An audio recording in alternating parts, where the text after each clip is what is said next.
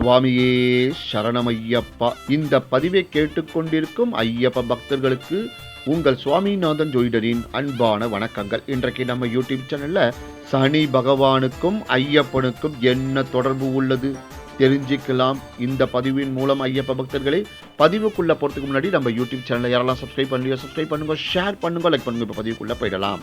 சனீஸ்வரருக்கு பிடித்த நிறம் கருப்பு நிறமாகும். அதனால்தான் சனி கிரகத்தால் ஏற்படும் சங்கடங்களிலிருந்து தன்னுடைய பக்தர்களை காத்திருளவே கருப்பு நிற ஆடையை அணிவதற்கு உத்தரவிட்டிருக்கிறார் சபரிமலை ஐயப்பன். பொதுவாக சனீஸ்வரன் என்றாலே கடவுள் நம்பிக்கை உள்ள அனைவரின் முகத்திலும் ஒரு விதமான பக்தியும் பயமும் ஏற்படும். இதற்கும் ஐயப்ப பக்தர்கள் கருப்பு நிற ஆடை அணிவதற்கும் என்ன தொடர்பு உள்ளது சொல்கிறேன். சனி பகவானும் ஐயப்ப பகவானும். ஒரு சமயம் சனீஸ்வர பகவான் ஐயப்ப பக்தர் ஒருவரை பிடிப்பதற்காக சென்றபோது வழியில் மடக்கிய தர்ம சாஸ்தாவான ஐயப்பன், என் பக்தர்களை ஏன் தண்டிக்கிறீர்கள், அவர்களுக்கு கொஞ்சம் கருணை காட்டக்கூடாதா என்று சனீஸ்வர பகவானை பார்த்து கேட்டார். அதற்கு சனீஸ்வர பகவான், எனக்கு ஏழை பணக்காரன் கடவுள் பக்தி உள்ளவர் இல்லாதவர் என்ற பாகுபாடே கிடையாது.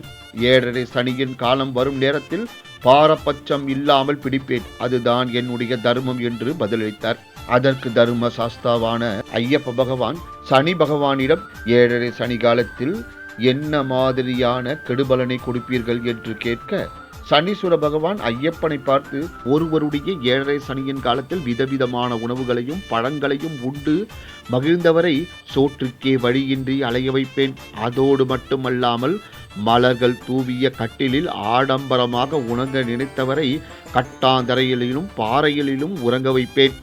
என்னதான் அந்யோன்யமான தம்பதிகளாக இருந்தாலும் கூட என்னுடைய பார்வைப்பட்டாலே இருவரும் பிரிந்து விடுவார்கள்.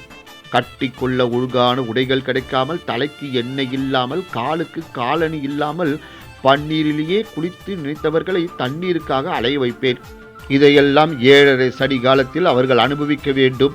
நீங்கள் எப்படி ஒரு மண்டலத்திலேயே தண்டனையாக கொடுக்க முடியும் என்று ஐயப்பனிடம் சனி பகவான் கேட்க, அதற்கு புன் முறுவலுடன் பதிலளித்த தர்ம சாஸ்தாவான ஐயப்ப சுவாமி, கவலைப்படாதீர்கள், நீங்கள் குறிப்பிட்ட அனைத்து தண்டனையும் அளிப்பேன், கேளுங்கள் என்றார்.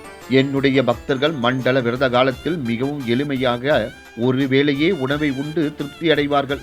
வெறும் தரையிலேயே படுத்துறங்குவார்கள். கடுமையான பிரம்மச்சாரிய விரதத்தை கடைபிடித்து அதிகாலையிலும் மாலையிலும் குளிர்ந்த நீரிலேயே நீராடுவார்கள். அத்தோடு உமக்கு பிடித்த கருப்பு ஆடைகளையே என்னுடைய பக்தர்களை உடுத்த செய்து காலணிகளை அணிய விடாமல், முடியை திருத்திக் கொள்ளாமல் என்னுடைய அணிகலங்களான துளசி மாலையை அணிந்து கொண்டு சுக துக்கங்களில் கலந்து கொள்ளாமல் ஒதுங்கி இருக்க செய்து அனைவராலும் சுவாமியே என்று அழைக்க செய்வேன் என்றார். இதனால்தான் சனி பகவான் ஐயப்ப பக்தர்களை சங்கடப்படுத்த மாட்டார். ஏன் தெரியுமா? ஐயப்பன் கூறிய விரத முறைகளை பக்தி பெருக்குடன் ஏற்றுக்கொண்ட சனீஸ்வர பகவான் அன்றிலிருந்து இன்று வரையிலும் ஐயப்ப பக்தர்களிடம் தன்னுடைய பார்வையை செலுத்தாமல் நன்மையை மட்டும் அளித்து வருகிறார். இப்படி சனீஸ்வர பகவானின் பார்வையிலிருந்து தன்னுடைய பக்தர்களை காப்பாற்றுவதற்காகவே சனீஸ்வர பகவான் கூறிய தண்டனைகளை கடுமையான விரத முறைகளாக பக்தர்களுக்கு கொடுத்துள்ளார் ஐயப்ப பகவான். சபரிமலை ஐயப்பனை தரிசித்து அவரின் அருள் ஆசையை பெற்று நன்மை பெறுவதும் அனைவருக்கும் நல்லது. சுவாமியே சரணமையப்பா என்று கூறி இந்த சிறப்பான ஆன்மீக பதிவை நிறைவு செய்கிறேன். நன்றி, வணக்கம், வாழ்க வளமுடன்.